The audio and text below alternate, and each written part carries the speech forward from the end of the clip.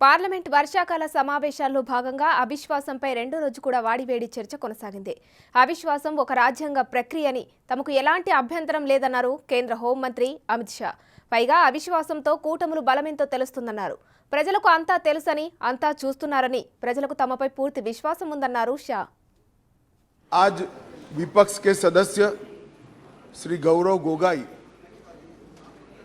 जो अविश्वास प्रस्ताव लेकर सदन में उपस्थित हुए थे,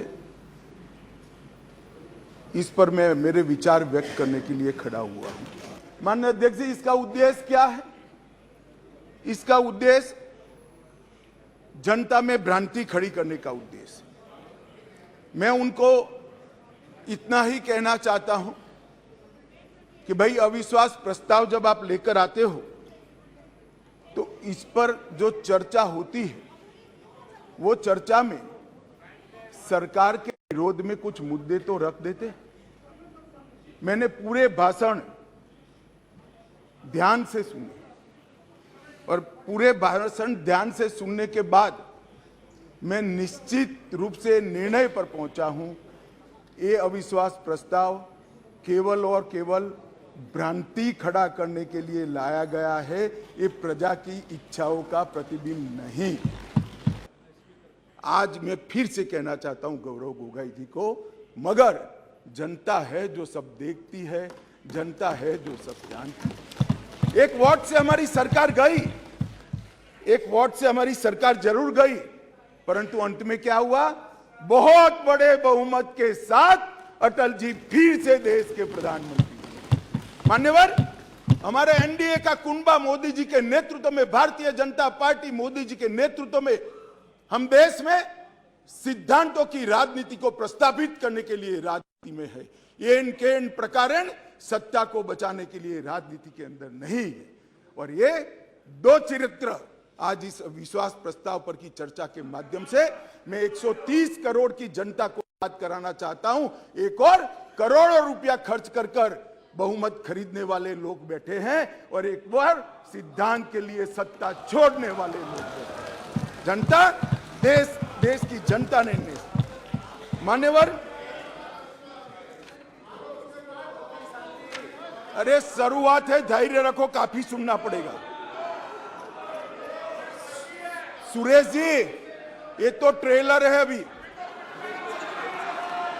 अभी ट्रेलर है, काम समाप्त। मान्यवर, ये हमेशा बोलते हैं, अभी भी चुनाव में कहते हैं कि हम किसानों का कर्ज माफ करेंगे, किसानों का कर्ज माफ करेंगे। मान्यवर, मैं पूछना चाहता हूं, 10 साल में कितना कर्ज माफ करा भाई? 4 से 14 तक आप 10 साल रहे, कितना मार्च करा? 70,000 करोड़, ठीक है ना? 70,000 करोड़। इसमें से भी 35,000 करोड़ तो नीचे बाकी रह गया है, मगर चलो मान ही ले कि 70,000 करोड़ किया।